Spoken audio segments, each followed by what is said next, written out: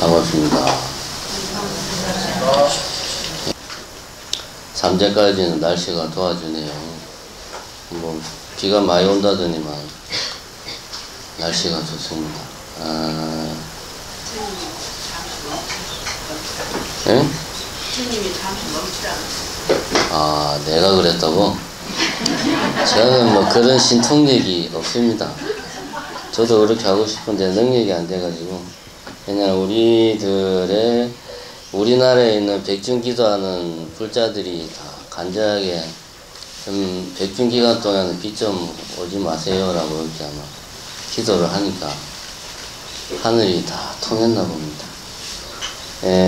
오늘은 우리가 저번에 초사할 때 그 윤회에 대해서 이야기를 했습니다. 기억납니까? 대부분 기억이 안 나시는구만. 자, 그 기억이 안 나는데 그렇다고 제가 지금 그걸 또다시 할 수는 없고, 유튜브 보세요. 그 유튜브에 동영상 얘가 다 찍어가지고 올려놨으니까 유튜브 보면 나오니까 다시 복습하십시오. 그때 이제 뭐 그런 이야기를 했습니다. 이 인도 지금은 힌두교, 그때는 바라문교의 그 윤회 사상은 인도 사회에 광범위하게 퍼져 있는 하나의 사상이었다. 그 윤회 사상을 불교도 받아들였다. 그리고 불교는 그것을 또 불교 나름의 색깔로 재해석해서 또 불교만의 윤회 사상을 만들었다. 이런 이야기를 했습니다. 기억나시나요? 대부분 기억이 안 나시는구나. 기억나십니까? 네. 예. 기억이 안 나도 난다고 해야 앞에서 말하는 사람이 신이 나가지고 이야기를 할 거 아닙니까? 그죠? 네. 이게 다 사회생활 하는 기분이잖아요, 이게. 그죠? 내가 그 본문을 하고 나니까 그런 생각이 들었습니다. 지금 우리 불교가 과연 어디까지가 순수한 불교일까 하는, 이건 우리 불자라면 누구나 한 번쯤 그 불교에 대한 공부를 하다 보면 다 마주치게 되는 고민입니다. 이 문제에 대해서 제가 불교를 전문적으로 연구하는 불교 학자도 아니고 해서 깊이 있게 이야기는 못하겠고, 오늘은 불교가 인도에서 전파되어 갔던 과정들을 쭉 우리가 한번 따라가면서 순수한 불교이게끔 하는 것이 무엇일까? 다시 말해서 부처님의 가르침, 아주 진정한 부처님의 가르침이 무엇일까? 왜 불교는 여러 가지가 불교에 섞여 있을까? 이런 문제를 한번 고민을 해보도록 하겠습니다. 부처님이 2500년 전에 이제 인도에서 태어나셨는데, 고타마 식다르타가. 우리가 이제 말은 2500년 전에 태어났다고 말은 이렇게 하는데, 이 2500년이라는 시간이 별로 실감이 안 나요. 그럼 2500년 전에 우리나라는 그때 뭐 하고 있었나? 사실 저도 잘 몰랐는데 찾아보니까 고조선이었어요. 그때 당시 우리는 삼국시대도 아니고 마한, 진한, 변한 시대도 아니고 고조선 시대였습니다. 지금 우리나라에 고조선 시대에 유물이나 성이나 이런 게 있냐 하면 없습니다. 제가 알기로는 유물은 둘째치고 기록물, 전적, 기록 같은 게 있는가 하면 전설 같은 이야기밖에 없습니다. 환인, 단웅 이야기, 실제로 그렇게 했는지 거의 전설 같은 이야기죠. 그런데 인도에서는 그때 당시에 부처님께서 지금 우리도 뭔 소리인지 몰라가지고 이게 뭔 소린가 싶은 가르침을 부처님은 그때 당시에 설파를 했어요. 그럼 그때 당시에 부처님만 그랬냐? 부처님이 아무리 잘나도 그건 힘들겠죠. 그때 당시 인도 분위기가 그랬다는 겁니다. 인도 분위기가 세상의 시작이 어디인가, 사람이 죽으면 어디로 가는가, 뭐 이런 세상은 무엇으로 구성되어 있는가, 인간의 본질이 뭔가, 뭐 이런 것들에 대한 철학적인 고민을 인도 사람들은 2500년 전에 하고 있었어요. 같은 시기에 중국은 뭐라고 있었냐? 비슷한 시기에 중국은 춘추전국 시대, 쉽게 말하면 공자왈, 맹자왈 하던 시대였습니다. 중국은. 중국 사람들은 그때 뭐하고 있었냐? 내 말대로 하면 당신은 이 나라의 주인이 될 수 있습니다. 공자가 맨날 한 게 그거 아닙니까? 어떻게 하면 나라를 잘 다스릴 수 있나? 그때 당시 중국은 왕이 되고 싶은 사람들이 중원에 많았어요. 서로 왕이 되고 싶어 했어. 그러니까 내 말대로 하면 왕이 된다는 사람들도 많았어요. 공자, 맹자, 뭐 순자, 묵자, 법가, 뭐 오직 하면은 춘추 백가시다 그래서 그런 사람들이, 그런 이론을 내세운 사람들이 100명이 넘었다 해서 백가시대. 그러니까 중국 사람들은 어떻게 하면 통치를 잘할 수 있나?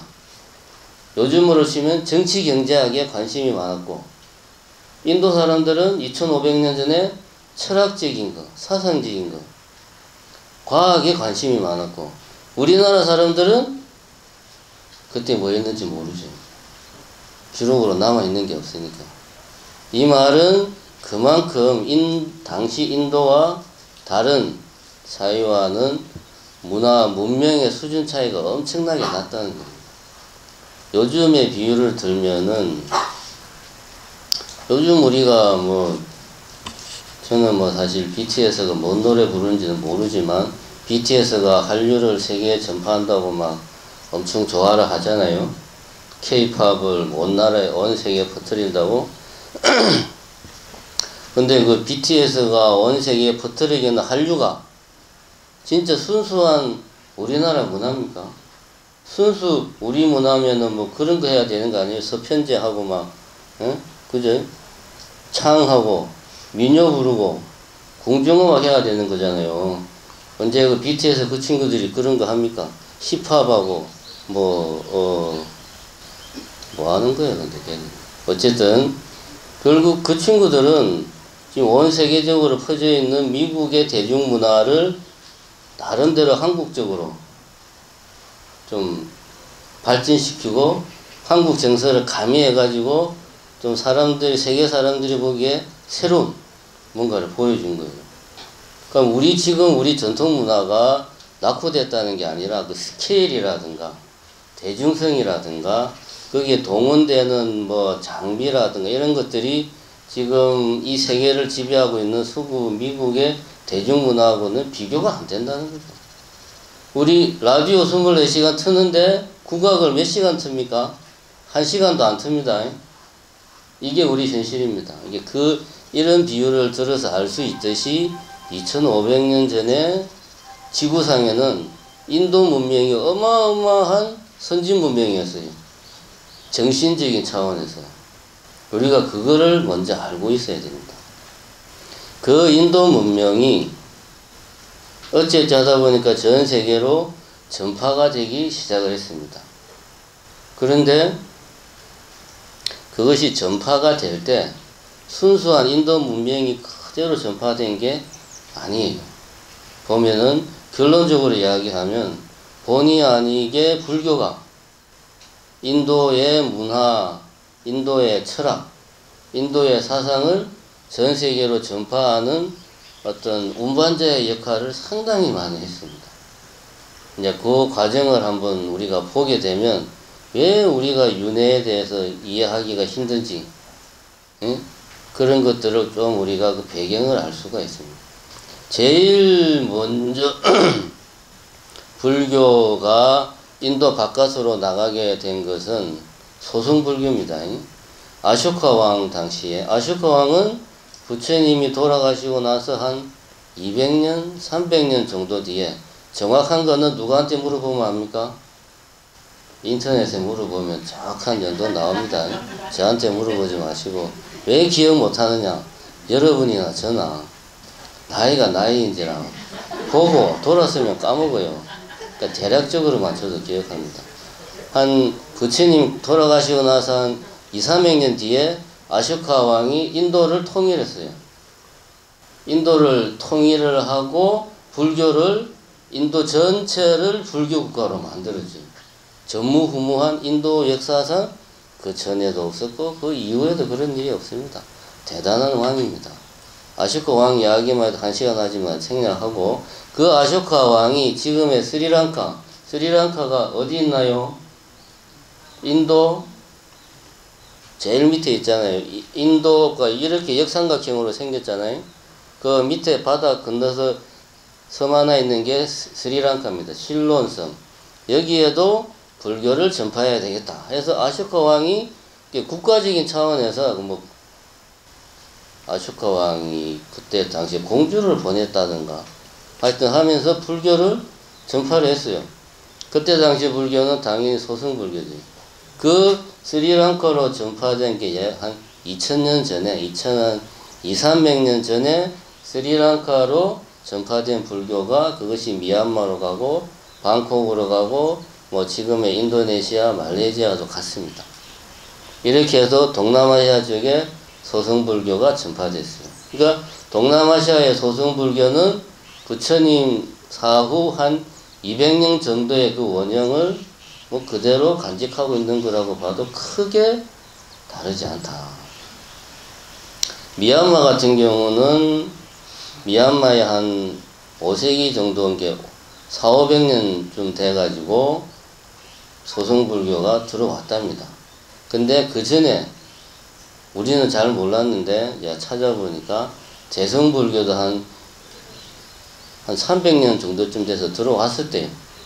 근데 이제 대승불교는 들어와서 미얀마에서는 자리를 못 잡고 타락을 해가지고 소승불교가 번성을 하게 되고 한 1000년도 그때쯤 돼가지고 무슨 뭐 바간 왕조인가 그런 왕조 시대에 불교를 전폭적으로 밀어준 거예요. 우리로 치면은 고려나 뭐 신라 같은 이런 불교를 전폭적으로 밀어주면서 미얀마가 오늘의 이런 불교 왕국이 된 기반이 그때 잡혔다. 이렇게 이야기를 합니다. 소승불교, 남방불교는 부처님 당시에 그 우리가 좀 학문적으로 말하면 상자부 불교의 모습이 그대로 있다. 그래서 이 미얀마 쪽 남방불교에서는 우리 대승불교는 불교로 취급을 안 하잖아요. 우리 스님들이 남방에 가도 우리 비구계를 인정을 안 해. 스님이나 속인이나 똑같이 대접을 하고, 네가 미얀마에서 생가생활을 하려면 여기 계를 다시 받으라고 그래요. 아무리 우리나라에서 10년, 20년 중로로 돼도 인정을 안 해줍니다. 중국도 마찬가지고. 하여튼 그런 좀 편집한 시각을 가지고 있습니다. 이 이제 남방불교는 원형이 그나마 좀 보존된 형태다. 그러면은 대승불교도 원형을 그대로 대부분 보존한 형태로 전파된 게 있습니다. 어디로 갔냐면 그거는 티베트 쪽으로 전파된 불교가 그래요. 티베트로 전파된 불교는 상당히 뒤늦게 인도에서 티베트로 불교가 전파됩니다. 여기가 인도면은 티베트는 인도의 동쪽이죠? 맞아요. 우리나라가 동쪽에 있으니까 동쪽인데 티베트는 요 위쪽이고 중국은 가운데 있고 미얀마는 밑에 있죠. 그러니까 이제 불교가 보면 희한한 게 인도를 기준으로 서쪽으로는 전파가 하나도 안 됐습니다. 그런 유래가 없어요. 다 동쪽으로 됐습니다. 북쪽으로는 티베트, 바로 옆으로는 중국, 밑으로는 미얀마 이렇게 전파가 됐어요. 티베트로 간 거는 한 700년에서 1000년 사이, 600년에서 1000년 그 사이 뒤늦게 대승불교 중에서도 후기 대승불교, 대승불교 형태를 완전히 잡은 후기 대승불교가 티베트로 전파합니다. 그리고 티베트로 전파된 불교는 이 중국으로 전파된 불교가 실크로드를 통해서 경전이 그냥 이렇게 책이 전파된 것과 다르게 우리가 알고 있는 삼장법사가 뭐 누굽니까? 걔들 데리고 있잖아요. 손오공이랑 그 돼지랑, 돼지는 이름이 뭐지? 다 까먹었네. 아, 저팔계. 이런 애들을 데리고 삼장법사가 서역당으로 가잖아요. 그 서역당이 인도예요. 천축국이 인도야. 거기 가서 왜 갑니까? 경전을 갖고 오려고 가요. 그러니까 중국의 인도의 전파는 경전이 실크로를 따라서 그냥 간 거예요. 근데 인도 말이니까 그걸 이제 번역하는 번역성이 따라갔겠죠. 초청했거나. 구마라집 같은 이런 금강경을 번역한 이런 스님들이 따라 극소수의 번역성이 가서 번역합니다. 경전이 간 거예요. 중국의 불교는 쉽게 말하면은 우리나라로 치면은 어떤 사람이 미국에 가서 어떤 뭐 이론서를 가지고 와. 그거를 우리나라로 번역해 소개를 해. 다른 사람들이 그거를 보고 공부를 하는 거예요. 이런 식으로 중국화된 불교가 중국의 불교고, 티베트 불교는 그게 아닙니다. 스님들이 인도 스님들이 통째로 티베트로 갔어요. 몇백 명이. 우르르 그냥. 그리고 그때 당시에 인도에 정말 제일 가는 고성을 티베트에서 초청을 해서 티베트로 갑니다. 그러니까 그 스님 이름이 아티샤라고. 그 스님을 초청하기 위해서 거의 뭐 전쟁까지 날 뻔한 정도로 그만큼 중요한 스님을 티베트로 모셔가고 수백 명의 많은 스님들이 티베트로 건너갑니다. 그래서 티베트의 불교는 인도 후기의 대승불교의 모습을 거의 그대로 가지고 있다 라고 티베트 사람들은 이야기를 합니다. 뭐 실제로는 또 따지고 보면 꼭 그렇지도 않아요. 티베트도 자기들의 어떤 토속신앙이 있습니다. 뭐 만교인가 뭐 본교인가 이름이 희한한데 그거랑 불교랑 결합을 하고 막 그러는데, 여기서 핵심은 티베트로 간 불교는 인도의 후기 대승불교다. 그러면 부처님 돌아가시고 나서 거의 한 7, 800년, 뭐 한 1000년이 지난 뒤에 불교란 말이에요. 이미 그때의 불교는 불교만 있는 그런 모습이 아니에요. 그 인도에 그 당시 있던 힌두교하고 상당히 많이 융합이 됐어요. 많이 섞이고, 우리가 알고 있는 뭐 제석천, 뭐 아미타불, 뭐 미륵불, 뭐 연등, 뭐 부처님들이 엄청 많잖아요. 원래 초기 불교에는 안 그랬는데 그게 다 힌두교에 보면 신들이 엄청 많아. 그런 것들을 불교가 따온 겁니다. 이런 식으로 불교가 티베트로 넘어갈 때는 이미 힌두교와 불교가 상당히 많이 융합이 된 상태에서 티베트로 이렇게 넘어갑니다. 그래서 그 티베트의 불교는 인도의 후기 대승불교의 모습을 그대로 가지고 있다. 여기에서 우리가 한 가지 의문을 가지는 것은, 제가 아까도 이야기했지만 왜 인도에서 불교가 동쪽으로만 전해졌을까? 왜 서쪽으로 뭐 아라비아라든가 지금의 중동이라든가 이쪽으로는 뭐 왜 불교가 전파가 안 됐을까? 그런 의문을 가져본 적이 있습니까? 없구만. 저도 그런 의문을 가진 적이 없는데, 오늘 본문을 준비하려고 생각하다 보니까 이게 참 이상하더라고요. 그래서 그거를 이제 역사 관련된 자료들을 쭉 뒤져보니까, 지금 인도가 보면, 인도가 옛날에 이제 영국이 인도를 식민지로 만들어서 오랫동안 지배했잖아요. 그래서 이제 영국에서 독립을 합니다. 그때 이제 유명한 사람이 누굽니까? 간디가 유명하잖아요.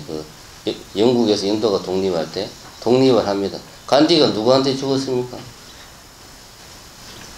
암살당했잖아요. 암살당했는데 저기 힌두교도한테 총 맞아 죽어요. 그러니까 인도가 독립을 했는데, 독립하자마자 무슨 문제가 생겼냐? 종교적인 갈등이 엄청 심해진 거예요. 힌두교하고 이슬람교하고 갈등이 엄청 커져가지고 결국은 어떻게 됐습니까? 나라가 세 개로 갈라졌어요. 인도, 힌두 교도들은 인도, 그 다음에 이슬람 교도들은 아프가니스탄하고 파키스탄하고 양쪽으로 이제 양쪽 귀퉁이로 가고 나라가 갈라질 정도로 종교적인 갈등이 심했습니다. 그러면 인도에는 이슬람교가 언제 들어왔냐면 대략 한 8세기, 9세기, 10세기 그때 들어왔어요. 이슬람교가 서쪽에서 저쪽 아라비아 이쪽에 있는 애들이잖아요. 동쪽으로 인도로 들어왔습니다. 이 친구들이. 들어와가지고 인도 북부 지역을 주로 이슬람교가 장악을 합니다. 그런데 여기서 중요한 거는 이슬람교는 우리가 그러잖아요. 한 손에 한 손에 코란, 한 손에 칼을 들고 전쟁을 해서 정복을 해서 그 나라에 알라 신을 믿을래? 아니면 칼에 죽을래? 이렇게 해가지고 전파했다고 우리는 알고 있는데, 그죠? 근데 사실은 그게 아니고, 한 손에 코란과 한 손에 칼을 들고 이 이슬람교가 확장된 건 맞아요. 그건 사실인데, 예를 들면 이슬람교가 어떤 나라를 정복을 하잖아요. 정복을 하면 그렇게 이야기를 한답니다. 너 알라 신을 믿을래? 안 믿을래? 믿으면 세금을 면제해 줄게. 그러면은 다 믿죠. 특별한 그런 거 없으면, 그죠? 그렇게 해서 이슬람교가 급속하게 영토를 확장해 갑니다. 종교를 확장해 가다가 인도에 와서 딱 부딪힌 거예요. 인도는 이게 안 먹혀. 인도에 와가지고 너 알라 신을 믿을래? 아니면 세금을 낼래? 그러니까 이게 일부는 믿히고 일부는 안 먹히고 그러는 거예요. 그래서 결국 이슬람교가 인도에 와서는 자기들의 그런 정책을 포기를 해요. 포기를 하고 인도의 일부만 이슬람 국가들이 들었습니다. 그런데 여기서 중요한 것은 인도 사회의 가장 큰 특징은 카스트 제도란 말이에요. 카스트 제도는 신분이 우리나라 같이 양반, 쌍놈 이 정도로 정해지는 게 아니고 우리가 알고 있는 카스트 제도 하면은 브라만, 크샤트리아, 바이샤, 수드라 4가지로 알고 있는데 수천 가지의 신분이 정해져 가지고 그 신분이 그대로 세습이 되는 거예요. 이게 우리의 상상을 초월할 정도로 신분이 아주 정교할 정도로 이게 고착이 되어 있는 거예요. 얼마 전에 제가 텔레비를 보니까 우리가 빨래만 하는 사람들도 있고 이런 사람들을 불가촉 천민이라고 그러잖아요. 불가촉. 저 사람들은 동물보다도 못하니까 손도 대면 안 된다. 불가촉. 건드리면 안 된다. 너무나 더러워서 이럴 정도로 그 신분이 너무나 엄격하게 나눠져 있는 게 인도 사회 지금도 그렇습니다. 인도 헌법상으로는 없앴지만 실질적으로 그대로 이게 다 이어져 오고 있습니다. 얼마 전에 텔레비를 보니까 하수구 청소만 하는 신분이 또 있더라고요. 이 양반들은 하수구 청소만 해요. 근데 그게 우리나라 같은 그런 하수구가 아니고 사람 한 명 겨우 들어가는데 가가지고 하수구 청소도 장비가 다른 게 없고 삭 같은 거 하나밖에 없어요.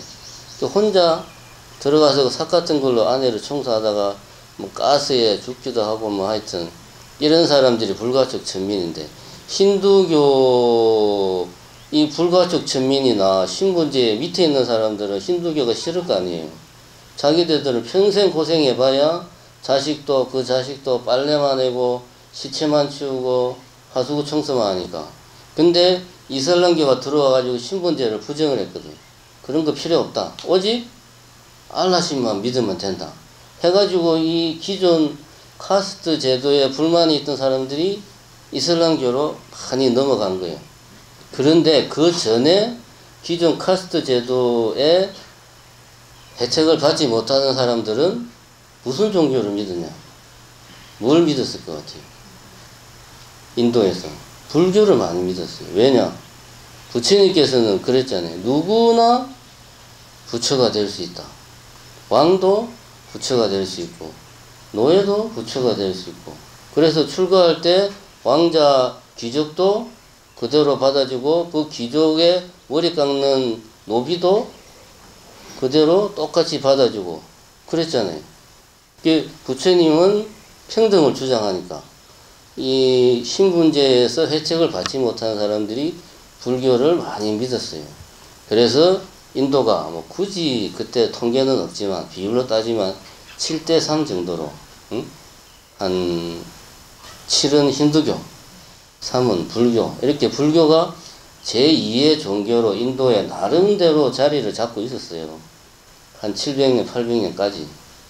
그래서 우리가 인도 성지순례를 가면 꼭 들르는 데가 있는데, 뭐 부처님 뭐 이렇게 공부하신 데 말고 들리는 것 중에 하나가 저기 나란타 불교 대학인가 그 터 있잖아요. 불교 대학. 인도 스님들이 공부하던 꼭 이제 성지순례 코스에 들어가는데 어마어마하게 큽니다. 뭐 그냥 속술로는 10만 명이 거기서 살면서 공부를 했다고 그래요. 그러면은 10만 명의 스님이 일 하나도 안 하고 거기서 오로지 공부만 하려면 그 스님들을 미개 살리려면 얼마나 많은 사람들이 그 주변에서 먹고 살아야 됩니까? 그죠? 그래서 상당히 인도가 그 전까지는 불교가 나름대로 힌두교에 비하면 약하지만 이 인도 사회에서 나름대로 좀 제2의 종교로서 자리를 잡고 있었는데 이슬람교가 들어오니까 그 자리를 이슬람교가 다 차지해버린 거예요. 이슬람교도 알라신만 믿으면 된다고 그러니까. 근데 불교 스님들은 그냥 맨날 절에서 그냥 연불이나 하고 공부만 하지 포교에는 별 관심이 없거든. 근데 이슬람교 사람들은 적극적이란 말이야. 알라신을 믿으라고 뭐 세금도 면제해준다고 막 하니까 이 양반들이 당연히 이슬람 쪽으로 다 가버린 거예요. 이게 뭐 하루아침에 된 건 아니고 그렇게 한 200~300년의 시간을 두고 불교가 급속하게 인도에서 쇠락을 하고 그 사람들이 어디로 가냐? 불교가 그래서 서쪽으로 못 가고 서쪽에서 이슬람교가 들어오니까 밀려서 어디로 갑니까? 동쪽으로 간 거예요. 티베트로, 중국으로 이렇게. 특히 이제 티베트로 간 불교는 그 인도에 있던 불교가 그대로 이제 갈수록 불교가 쇠퇴하니까 이슬람교에 밀려서 티베트 쪽으로 간 겁니다. 그러나 힌두교는 그대로 인도 사회 안에 지금까지 그대로 있죠. 이 사실을 보면 지금 우리 이제 대승불교는 두 가지 축으로 전파가 됩니다. 하나는 중국으로 전해진 것처럼 실크로드를 통해서 경전이 전해지고, 그럼 경전만 달랑 들어오니까 경전을 보고 나름대로 공부해가지고 불교는 이런 건가 보다 해서 중국 애들이 자기 나름대로 중국화된 불교를 만드는 거예요. 그래서 우리가 뭐 공이다 하는 말들은 중국 애들이 도교에 있는 말을 불교로 그냥 갖다 와서 쓴 겁니다. 중국화된 불교죠. 중국에 들어오면. 이게 또 중국화된 불교가 우리나라에 들어오면서 중국화된 불교 플러스 또 한국화된 불교가 되고, 이 한국화된 불교가 또 저 일본으로 가면서 중국화된 불교 플러스 한국화된 불교 플러스 일본화된 불교가 이제 거기까지 간 거예요. 모습이 전파가 되면서 많이 변합니다. 이게 모습이. 그런데 티베트로 간 불교는 그 후기 불교의 모습을 후기 대승불교의 모습을 그대로 가지고 있다. 근데 후기 대승불교가 순수한 불교냐? 그게 아니고 힌두교와 상당히 융합된 힌두교의 요소가 많이 들어와 있는 그런 불교라는 거죠.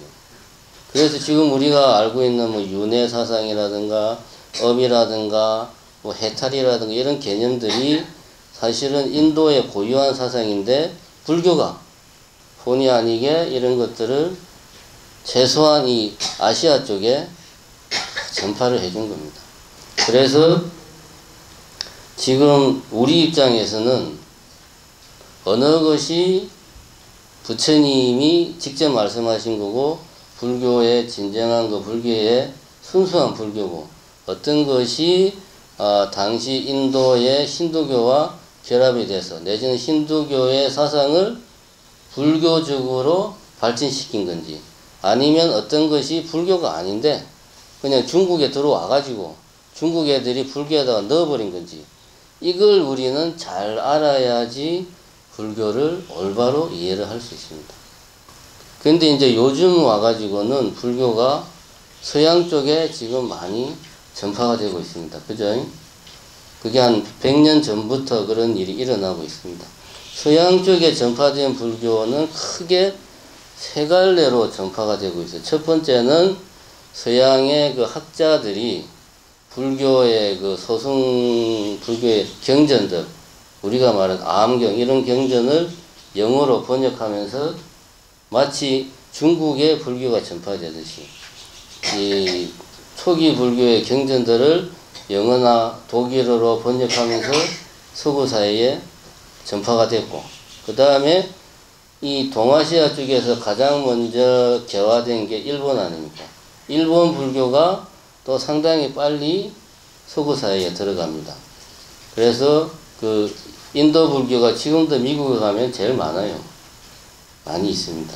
그 다음에 티벳이, 중국 애들 때문에 티벳이 쫓겨나면서 망명정부가 되잖아요. 그래서 티벳 스님들이 갈 데가 없으니까 온 세계로 다 퍼져나갑니다. 그런데 온 세계로 간다면은 아프리카도 가야 되고, 그죠? 남미도 가야 되는데 그런 데는 안 가요. 먹고 살기 힘드니까. 미국이나 유럽이나 우리나라나 이런 데 이제 먹고 살기 좋은 데로 이제 주로 서양으로 많이 갑니다. 왜? 먹고 살기 좋으니까. 돈도 많고 사람들도 잘해주고. 아프리카 가면 잘못하면 큰 칼 맞아 죽는데, 그 살벌한 나라에.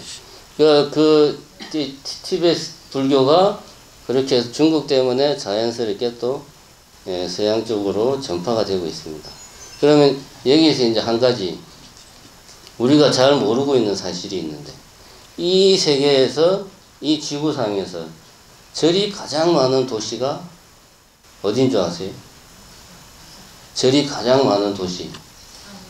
예? 이 세계에서, 우리나라 말고 이 지구를 다 통틀어서 절이 가장 많은 도시 어디? 미얀마? 아니에요. 절이 가장 많은 도시가 어디냐면 LA입니다. LA. 네, LA가 절이 제일 많습니다. 근데 이제 거기서는 절이라고 안 하고 거의 대부분 뭡니까? 명상센터 그런 거예요.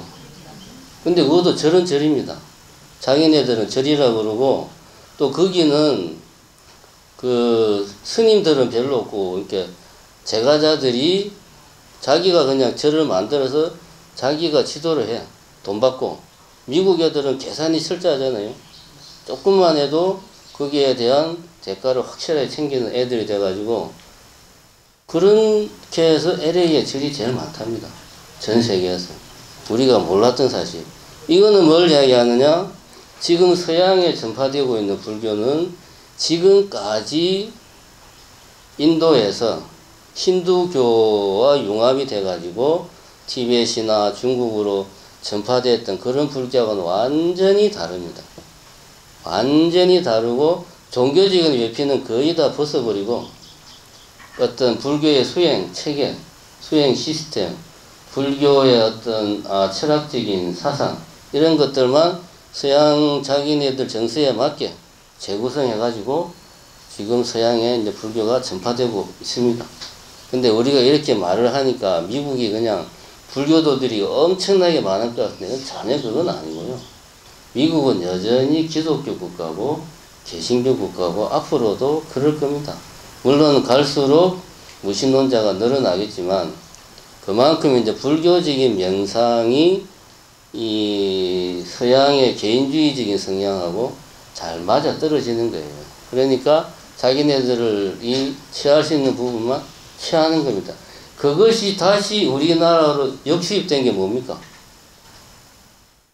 요즘 우리 주변에 보면은 뭐 명상센터 그런 거 막 생기잖아요.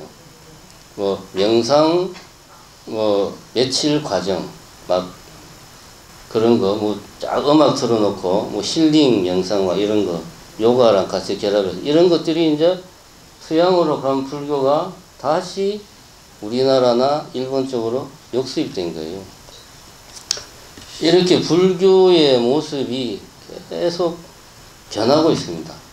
그래서 다시 이야기를 처음 시작했던 지점으로 돌리자면, 우리가 이제 윤회가 뭔가 라고 하는 것을 이해를 하는 게 왜 어렵냐 하면, 윤회라는 것은 첫 번째는 인도의 고유한 사상이고, 힌두교, 자이나교, 불교 이런 인도의 철학이 기본적으로 가지고 있고, 지금도 인도 사람들의 생활 속에 깊이 박혀 있는 게 윤회란 말입니다.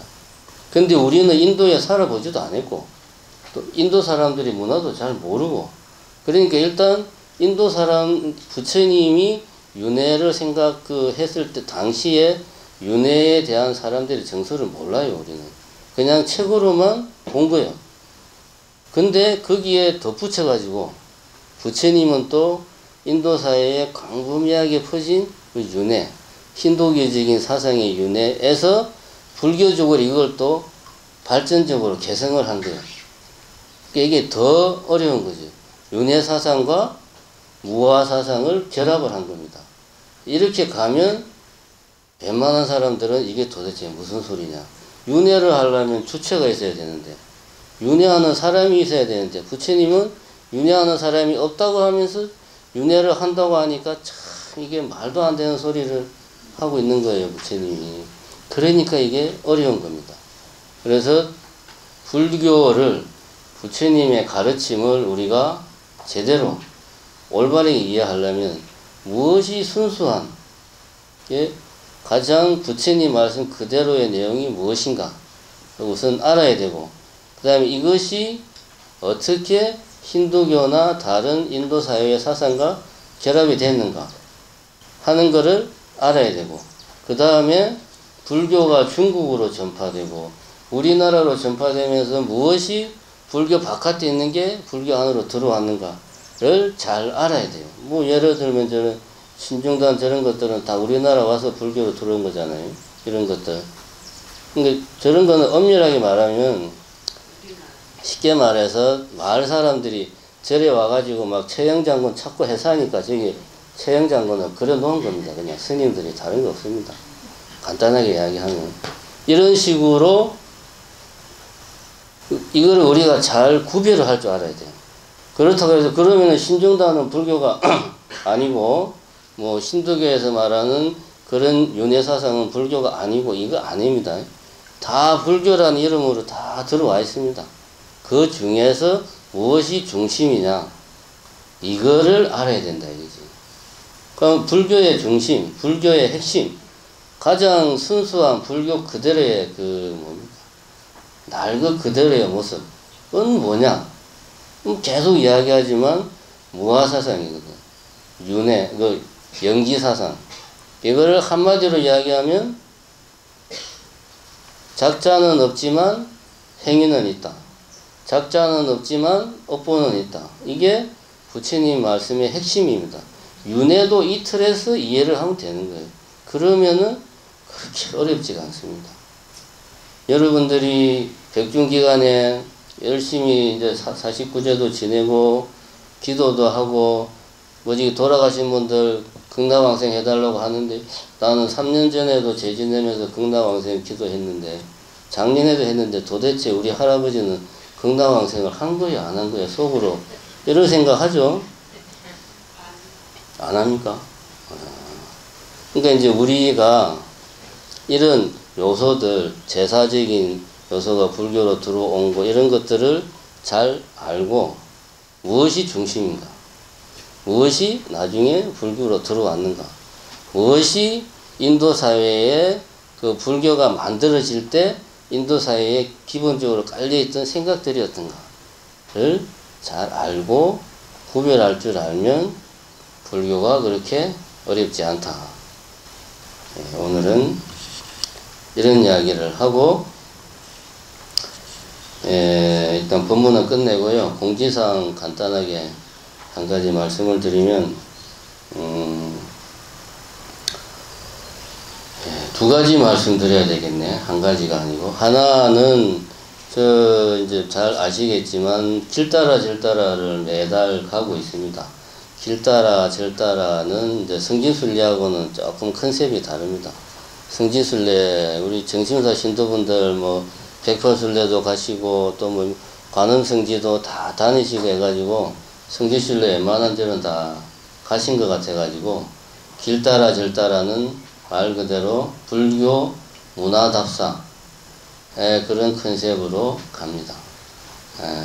그래 이제 요번 10월 달에 제주도를 갑니다. 10월 17, 18, 19 버스 한 대 40명. 제주도를 왜 가냐면 제주 불교는 육지 불교하고 많이 달라요. 그리고 우리가 제주도는 쉽게 가기가 힘듭니다. 이런 기회 아니면. 제주만의 특색이 있어요. 보면 그런 것들을 우리가 이번에 2박 3일 동안 가서 제주 불교만의 어떤 그 색깔 그런 것들을 한번 눈으로 보고 우리가 그냥 눈으로 본다고 해서 그 아는 거 아닙니다. 제주도 웬만한 분들은 다 가보셨잖아요. 그걸 이제 그야말로 제주 불교에 대해서 잘 아는 우리 그 배서사님하고 같이 가서 그 내용을 들으면 제주 불교는 이런 또 나름의 색깔이 있구나 하는 것을 우리가 배울 수가 있습니다. 10월 17, 18, 19 이렇게 길 따라 이번에는 제주 불교의 뿌리를 찾아가는 그런 답사를 간다는 거 아시고 가실 분은 빨리 접수를 하셔야 됩니다. 왜냐하면 버스 한 차만 딱 가기로 했기 때문에 그 이상은 힘듭니다. 두 번째는 여러분들 지금 보고 있는 법요집이 다 떨어져 가지고요. 다시 만들어야 됩니다. 지금 재고가 몇 권 없습니다. 지금. 만들어야 되는데 기존의 그 판을 그냥 그대로 만들자니 기존 판이 너무 오래됐어요. 보니까 이참에 새로 만들자 해서 가로수기로 바꾸고 기왕이면 그리고 여러분들이 집에서 혼자 보고 하는데 도움이 될 수 있도록 여러가지 설명들도 좀 넣고 기도는 어떻게 하는지 뭐 수행은 어떻게 하는지 뭐 이런 주력은 어떻게 하는 설명도 좀 넣고 그 다음에 가능하면은 한글 중심으로 바꾸고 예를 들면 뭐 원각경 보안보살장 한문으로 된 거 있어봐야 뭔 말인지 잘 모르잖아요. 이런 거는 과감하게 빼고 한글로 된 뭐 경전만 넣는다든지 해서 한글 중심으로 해서 법요집을 새로 만들려고 합니다. 한 2,000부 정도 찍을 계획이고요. 2,000부 찍으려고 이제 견적을 대충 알아보니까 한 1,850만원 정도 견적을 이야기해요. 그래서 제가 생각을 했습니다. 그러면 2천만원 정도를 모금을 하자. 그래서 2천만원 정도를 모아서 법요집을 만들자 라고 생각을 했습니다. 그래서 이제 곧 그 법보시를 받겠습니다. 받는데 이제 이게 2천만원이 차면 더 안 받을 겁니다. 2천만원까지만 딱 받고 더 받으면은 물론 좋죠. 더 받아가지고 책은 한 1,850 쓰고 나면 땡인데 나머지 돈은 이제 사중에 뭐 다른 필요한 데 쓰면 되지만 부처님 법대로 하려면은 법요집을 위해서 받은 돈은 법요집에만 써야 됩니다. 엄밀하게 따지면. 그래서 그렇다고 또 뭐 1,850만원 모금합니다. 좀 쪼잔하잖아요. 그죠? 그래서 2천만원을 모금하기로 했으니까 법보시에 많이 동참해 주시고 법보시 하시는 분들은 금액에 상관없이 법요집 제일 앞에 명단을 제가 넣도록 하겠습니다. 그래서 뭐 나는 돈을 얼마 못 내는데 이런 생각하지 마시고 10,000원도 좋고 기왕이면 많이 내는 게 좋지 제 입장에서. 그러나 10,000원도 좋고 50,000원도 좋고 좋으니까 법보시들을 많이 하시기 바랍니다. 예, 이상입니다. 감사합니다.